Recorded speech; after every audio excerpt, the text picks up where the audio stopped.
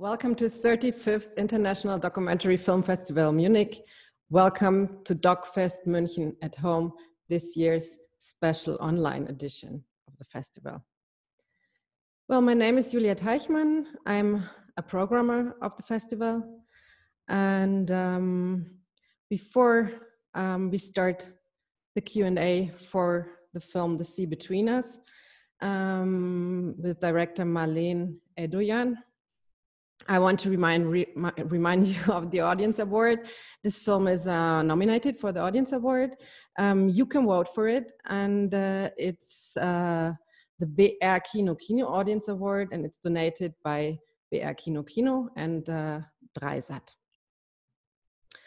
Well, yes, as I said, The Sea Between Us is the film we are going to talk about with director Marlene Edoyan.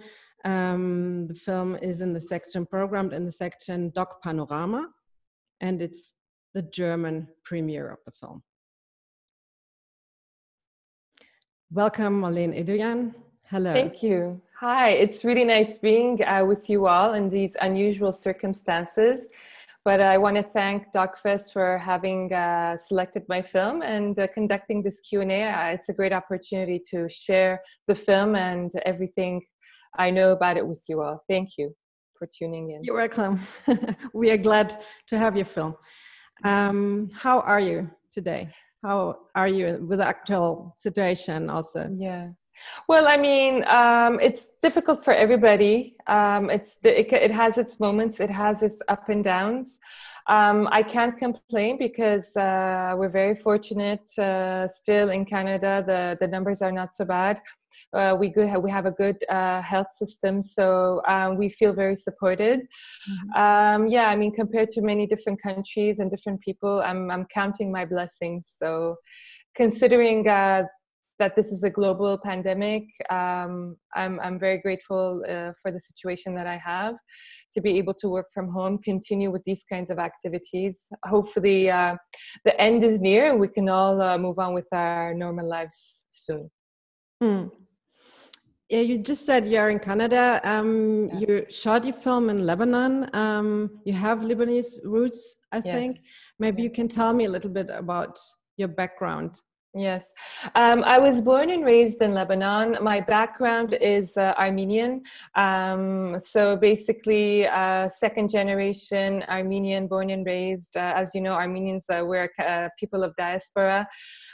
So I grew up during the war. I have first experience with the war. I was displaced many times because of the civil war. So it's something that is very close to my heart as a theme, as a subject. But I've already been living and working in Canada for the last 20 years. I'm a producer, I'm a filmmaker, working in documentary. But I always go back to Beirut. I still have family and friends there. It's really hard to disconnect from Beirut because it has a very deep and important place in my heart, because I realized, although I go to Armenia too, quite regularly, but I think with the place that you're born and the place that give you your first memories and souvenirs stays very, you cherish it, as ugly or as beautiful as the memories are. So yeah, so that's my relation to Lebanon, first-hand experience of war and living and surviving war. Mm. The war, the civil war, you grew up during it, you said, started 75, in the year 75, so it's long ago. And you start your film with fireworks, and fireworks for all of those who went through war are like, it's the same sounds. It's sometimes also a traumatic experience. How come the decision you started your film with fireworks and the New Year's celebrations? Yes, actually, even after having moved to Canada a few years, I couldn't listen to any fireworks because it was a trigger for me, the sound of fireworks, because it's incredibly similar to the sound of guns, machine guns, and to bombs. So we filmed that sequence actually, it was first day of shooting. And I knew from the get-go that would be the first scene of my film because it was so powerful. spending the night with my crew and with Hayat, one of the main characters, walking in those streets. And after having shot those sequences and watching them, I realized there was something very stereotypical, very like it's both a tease with the spectator. You're not sure, you're in the Middle East, is this war, is this not war? And it was so spectacular and so strong at certain moments that I said, okay, that's a nice visual teaser for the audience to start with. And it's also playing with the stereotypes of images from the region. It could be maybe a sequence shot in Gaza, children, you know, running in the war. You don't know if they're running away from gunshots. But in this case, it's a moment of joy. So I thought that was an interesting metaphor to play with. Yeah, but in the beginning, you really don't know, are you in war, or is this fireworks? And then you see this boy on the roof conducting. Yes. And almost dancing to the tune of it. Yes. You have two very strong female protagonists. Can you tell me how you met them, how you found them, and how maybe you were looking for them?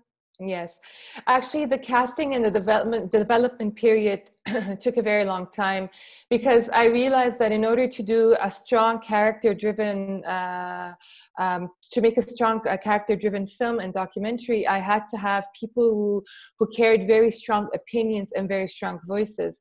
So I spent a year to 2 years going back and forth to Beirut. I spoke to many different people. I casted many different people, and up until but these two women always came on the surface, because not only, they have different, the way you relate to them, you might not always agree with their opinions and their perspectives. But one thing remains true with these two characters is that they're very charismatic. They have strong opinions, and not only do they come on the camera very strongly, not only do they have presence on camera, but in real life, when you spend time with them, you realize even as they're walking in their environments, the way they inhabit the spaces in which they are living in, they're very strong. In Hayat, she's a social worker. When she walks in her neighborhood, you see the respect that people have for her. She has a very strong presence. The same with Wafa, where she's walking in the neighborhood where she grew up in, and in the neighborhood where her father and her husband and the people around her from the Christian militia fought in. You see that people stop and they talk to her. So it's very important for me to cast characters of that kind. And also they are both very open with their lives. Not everybody's capable of being truly open with their in the way they live, with their ideologies. People are scared to show 100% of who they are. And these two women were extremely transparent, and they were very natural in front of the camera. So that was the reasons why I chose them. And they're polar opposites too, right? Mm-hmm. As similar as they are, they're very different in their ideologies. So yeah, so those were some of the main reasons why they chose to be the voices of this film. How are they today? Are you still in contact with them? Yes, absolutely. I've always been in contact with them. With both women equally. They're okay. Let's not forget that as of October 2019, before the pandemic hit, Beirut and Lebanon was going through what people call a whole revolution. It's called the October Revolution. So both characters, especially in the beginning, Hayat was implicated with her women group of friends and women groups that she was implicated with. They were both on the streets protesting. At some point, I know that Hayat stopped because she was having second thoughts about the whole movement, because it was, again, because the sectarian ideology, at some point, I think it started with this idea that it's pan-Lebanese, non-sectarian. It was actually against the sectarian divisions.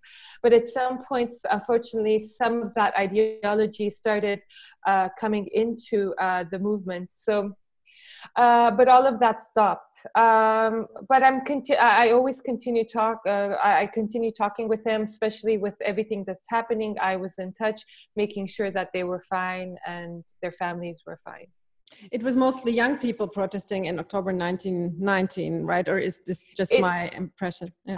I mean, it's like everything. It starts with student movements, right? And actually, I had filmed with young activists as well for my film, but unfortunately, because I didn't get too close to them, some of those younger activist voices didn't make it to the final cut. But I made sure that we heard it through the voices of Wafa's child, Anthony, who wanted nothing to do with politics and partisan politics, or through the niece of Hayat, or even the nephew of Hayat, Ali, who died as a martyr. So although he's not a real character, he remains a character in the film. Yes, the October movement was driven by young voices, but it was people of all backgrounds and of all ages that were part of the movement. Do you think there is a possibility, I mean, this is a question which is also raised in your film, do you think there's a possibility for forgiveness? I think there could be forgiveness and reconciliation.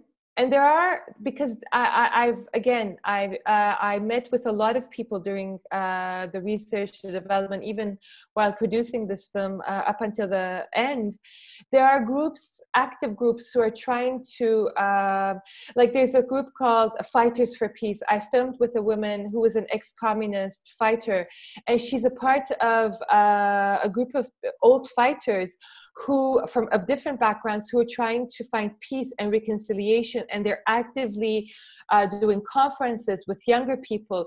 So I think there is a movement to break the amnesia of the past, because there was no real reconciliation acts done by the government. Until they kept this sense of amnesia, there with no real solution finding, it kind of worked towards their advantage, because they are still the people who are governing the country. But I think the younger generation, the generation of young people like Anthony in the film, like Kathy in the film, who's on the balcony and who has the final say in the film, that we want, the people of Lebanon are hurting, and we want all this to be in the past. So yes, I think the younger generation hopefully will have the final say for the destiny of this country, and not the older generation, who was the generation who started the war. As I said, this is the German premiere of the movie here. Yes. Have you shown it already in Lebanon? The film was accepted in a festival, the Women's Beirut Film Festival. It was in last March, but because I couldn't be there, I said, let's hold on to it for now. I'd like to be present. So I mean, we are having talks to show the film in Lebanon, but unfortunately, not until the borders are open and I can go and be present for the premiere, Lebanese premiere. But it's also, we're showing the film as part of a Lebanese film festival in Canada. It'll be shown in different provinces with the Lebanese diaspora.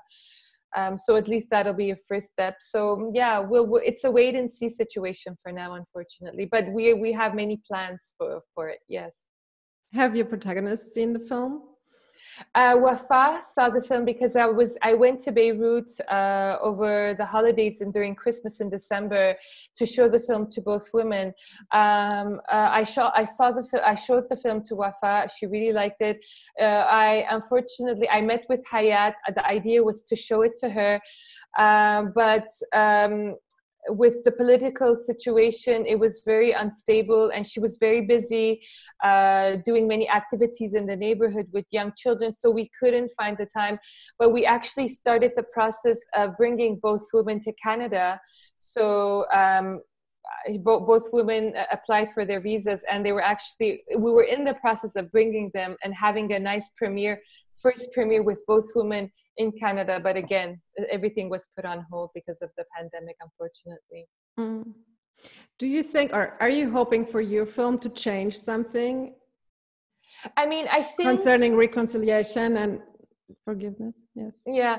I mean, I think discussion and creating platforms and places of discussion is already the first place. That's why being in touch with so many different organizations in Lebanon, and even a festival here, a Lebanese festival in Lebanon, is so important, again, because we wanted to create a platform with the Lebanese diaspora, at least in Canada, to start those kinds of discussions. And I think the discussions won't be very easy because there's still a lot of, pain. But I think for me, yes, discussion, at least.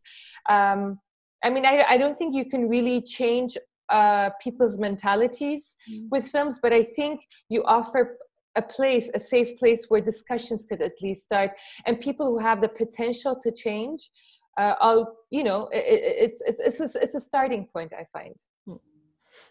Your film deals a lot with faith, religion, conflicts, as you just said, ideologies.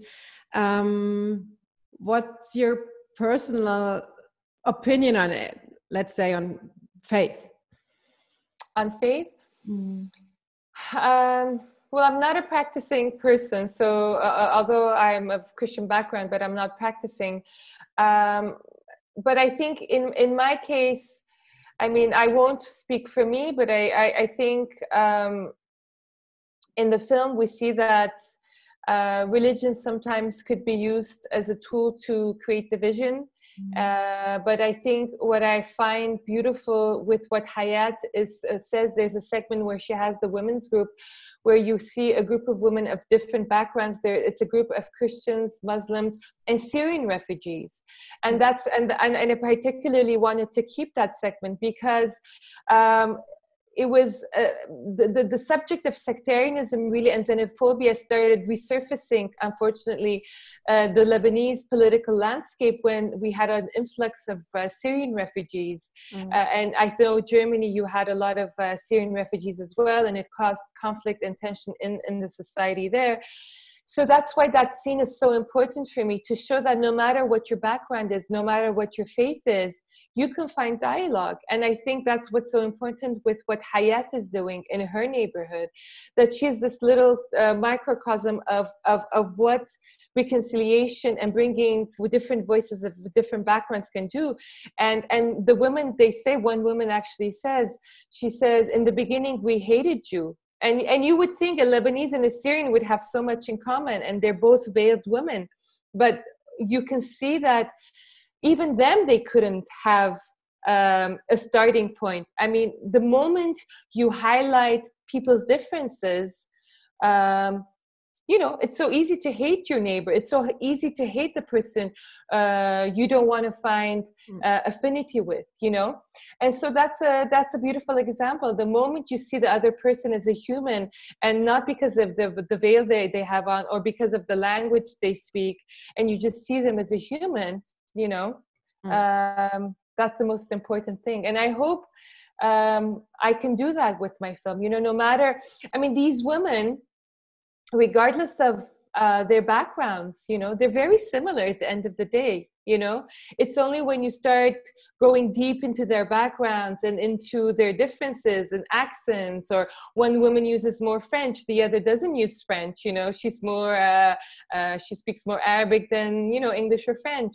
Like you see in Anthony's family, there's more English spoken and more French spoken, but when you take away all those layers and you find the common grounds, which is love for country, love for land, love for culture, then hopefully those could be the binding things that bring people together. Thank you. These were very good final words. Okay. Thank you for the conversation, Marlene.